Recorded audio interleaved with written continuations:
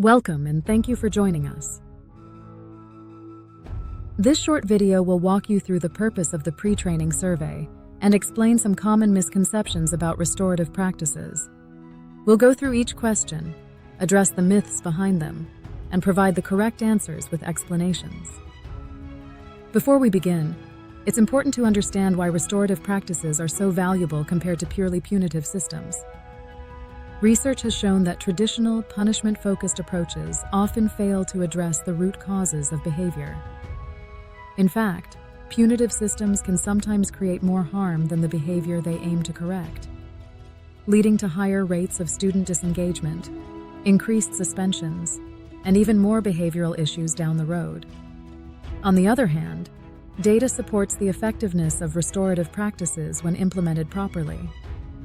Schools that use restorative approaches see stronger relationships between students, teachers, and the community. They experience lower suspension rates, reduced behavioral issues, and improved academic outcomes.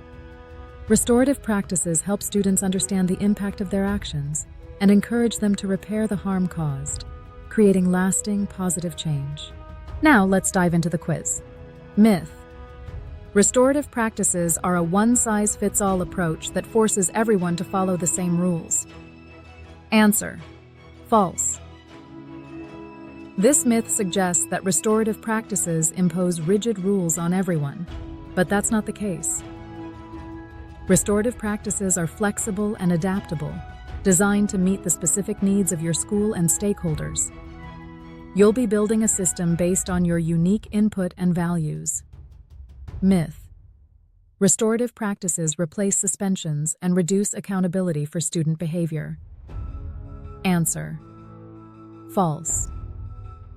Many believe that restorative practices remove consequences, but the opposite is true. Restorative practices focus on accountability by helping students understand the impact of their actions and encouraging them to make amends. It's about responsibility, not avoiding consequences. Myth: restorative practices build a system that is standardized and not tailored to our school's needs. Answer: false. The truth is, this training is designed to help you create a system that is customized to your school's unique environment. Your input will guide how restorative practices are shaped to fit your specific needs and community values. Myth: once restorative practices are in place, schools can no longer use traditional disciplinary measures. Answer: false. This myth assumes that restorative practices replace all other forms of discipline, but that's not accurate. Restorative practices work alongside traditional approaches, providing additional tools to resolve conflicts and restore relationships, while still allowing the use of suspensions or other measures when appropriate. Myth: this training will give us a rigid system with no flexibility. Answer: false. Restorative practices are not rigid or prescriptive.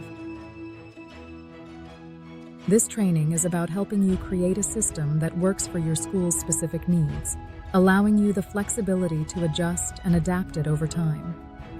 Myth: restorative practices are soft on behavior and don't involve real consequences. Answer: false. This couldn't be further from the truth. Restorative practices promote accountability by requiring students to face the consequences of their actions, repair the harm, and work toward positive change. It's not about being lenient, it's about meaningful resolution. Myth: the main focus of restorative practices is to avoid consequences. Answer: false.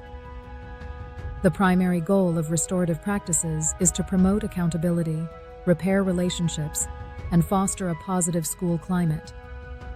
The emphasis is on building stronger, healthier relationships between students, teachers, and the school community. Myth: this training will force us to adopt an outside system that doesn't align with our values. Answer: false. This training is about empowering you to create a restorative system that aligns with the values of your school and community. It's not an off-the-shelf product. It's a customized process built from your input. Myth: teachers lose control over discipline when using restorative practices. Answer: false. Teachers don't lose control. Rather, restorative practices give you more tools to manage your classroom. They strengthen your role in maintaining a positive environment while helping students take responsibility for their behavior. Myth: this training won't reflect our school's unique needs and values. Answer: false. The opposite is true. This training is designed to help you build a restorative system that reflects the voices, needs, and values of your school and community. You'll be shaping something meaningful, tailored to what works best for you and your students. By addressing these myths, we hope you can see the tangible benefits of this training. Together, we'll build a positive school environment that reflects your values, strengthens relationships, and fosters accountability. Restorative practices will help your school community thrive, reducing harm and promoting growth. We're excited to work with you on this journey.